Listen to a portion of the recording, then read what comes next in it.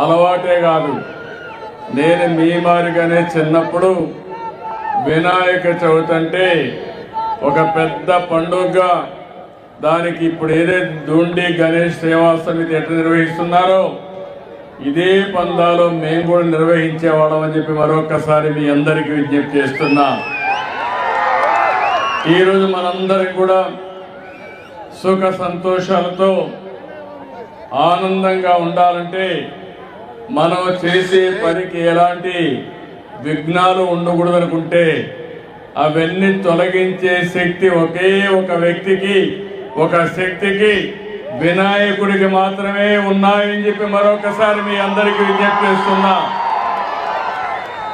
చిన్న పిల్లలకు బాగా చదువు రావాలంటే పుస్తకాలు తీసుకెళ్ళి వినాయకుడి దగ్గర పెట్టి పూజ చేసి అక్కడి నుంచి పిల్లలు బాగా చదువు